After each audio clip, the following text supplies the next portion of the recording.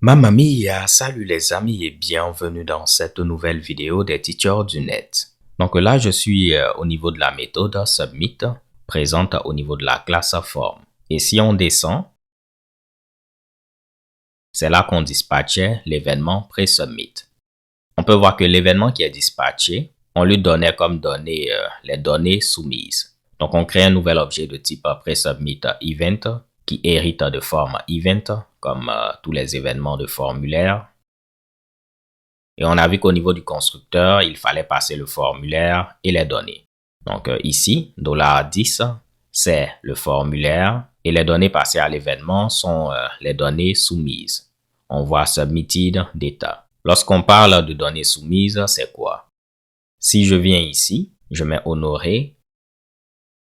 On regarde par exemple le pays.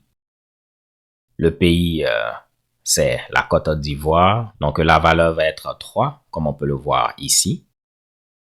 La ville, je prends Abidjan. La valeur va être quoi pour Abidjan? On va regarder. La valeur va être 7. Donc les données soumises vont être honorées, la chaîne de caractères honorée, la chaîne de caractères 3 pour la Côte d'Ivoire, la chaîne de caractères 7 pour Abidjan, et là on va mettre Hello World.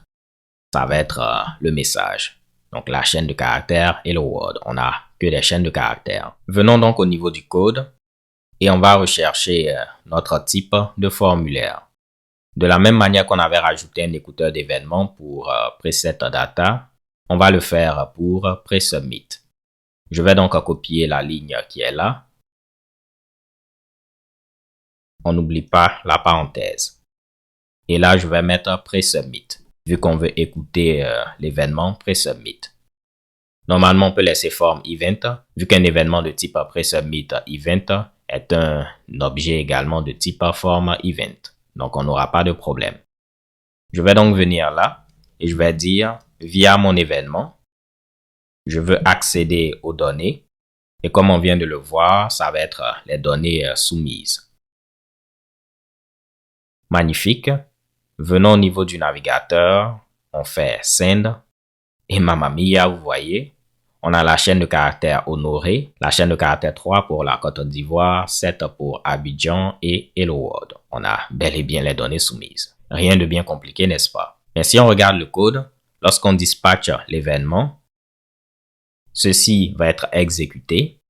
Nous, on peut modifier les données en utilisant la méthode setData afin de modifier les données via l'événement.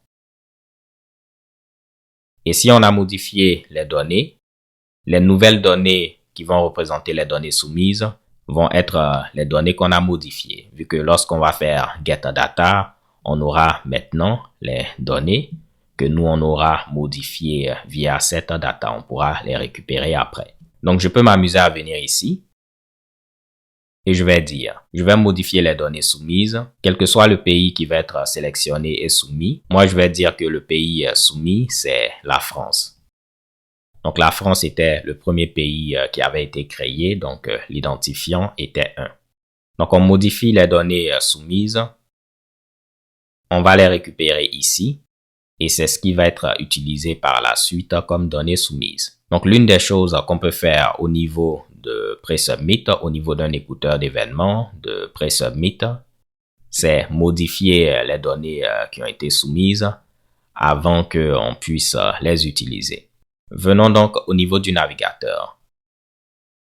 Là, je vais sélectionner, disons, le Canada. On vient là, on valide. Et qu'est-ce que vous voyez? Le pays qui a été sélectionné, c'est la France. Étant donné qu'avant de soumettre, nous, on avait modifié les données soumises pour dire qu'on avait sélectionné la France. Donc, lui va essayer de présélectionner ce qu'on avait sélectionné avant. Afin de vous le prouver, je vais mettre 2. Je pouvais mettre l'entier 2 également, ça allait marcher. Donc là, on a bel et bien sélectionné la Côte d'Ivoire.